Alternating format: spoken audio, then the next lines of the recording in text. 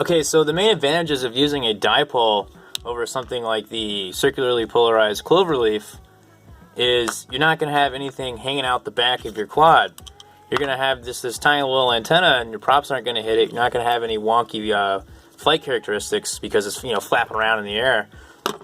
I direct solder it to my VTX, so I never break my SMA connector or break the PCB board for the VTX, which is super nice. I did notice when I tried this monopole, I did notice that I got bad reception with that. So that's why I recommend the dipole over the monopole. I don't think the monopole is that good. But this versus this, I can't tell a difference. I'm sure there might be a little degradation with this, but for me, it's not noticeable, especially when you consider the advantages of having something like this in your quad, as opposed to something like this that's going to get cut up, beat up. You're going to have to replace it, could potentially break your VTX. In my opinion, it's not worth it. I think this is a better option for most drone pilots, particularly racers. And for beginners, because, you're going to crash. Even intermediates and experienced people crash all the time, because if you ain't crashing, you ain't having fun, son, right? So yeah, use dipoles. Yeah, dipoles, yeah. Yeah, dipoles, yeah. Okay, so where do you find dipole antennas? They're very easy to find. They come with pretty much every single VTX that you buy. So they look like these little whip antennas, right? And they have this on the inside. And there's a super easy way to get it. So what you're going to do is you're going to crack it like a crab leg, right? So this is a super long one. So then you're going to take, let me find some cutters, and some scissors will work, right? You're just going to cut it off here, and you come to the other side, keep this down, you're going to cut the tip off, right? Pop it through, there you go. This is actually a dipole antenna. This is what you want. You want to have this little guy on the end, right? You want to have this guy on the end. This is an example of a monopole. This is not the kind of antenna you want. You want to have the dipole with this little metal casing on the end, right? This one is 5.8.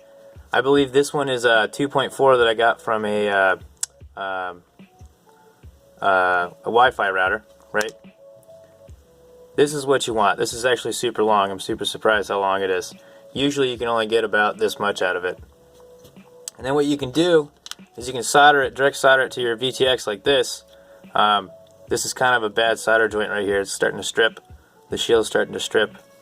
But I'm sure you can find videos on how to do that. If you guys are confused or don't know how to do it or can't find any videos, I can make you one, not an issue. So like, it's not a great example. On my Chameleon, right? So I've got my VTX back there in the back here, and this is my dipole. And I'm not sure if you can see that in the back there.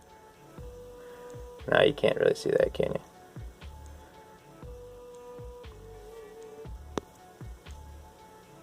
Right there, you can see I soldered it directly to it, and then I strainer leafed it here in the back.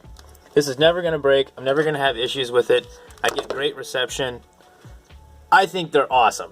I think everyone should use them. There's no point in using circular polarized antennas anymore. Go dipoles. Dipoles rule, son! Yeah! Okay, so to conclude, I challenge you guys to go grab a dipole and screw it onto your quad and test it out. Go fly around a little bit. Try to come in there with a little bit of unbiasedness. Try not to be so biased when you come in there already hating them, because I know a lot of you hate these things and think that circular polarized is where it's at. Like this, you got to have this. So I challenge you guys to try it, see what you think.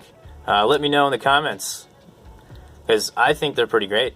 I think they're, I think they're good. I think they're pretty nice. Yeah. For those of you who are still watching or who keep up with my channel at all, I mean, thanks for watching. I don't get paid for any of this stuff. I don't put advertisements in my videos, but you can see that I put a ZMX motor on here. I have about 2 or 3 of them left, and that's about all the motors I have left. But I bought these so I wouldn't have to deal with stripped threads anymore, but I guess they have steel shafts now. But now I have to tote around 2 tools to take everything apart, which kind of stinks. This one's actually a 2633 kV, and this one's a 2300 kV. But I test flew it a little bit, and I think it's going to work great. You know, I'm excited to see what's going to happen. I know a couple people have already tried, you know, Franken quads or whatever, and I mean, they probably fly funky, but I bet it's still going to work great. The flight controller is really going to do, you know, the main thinking business, right? So yeah, hey, thanks for watching, you guys.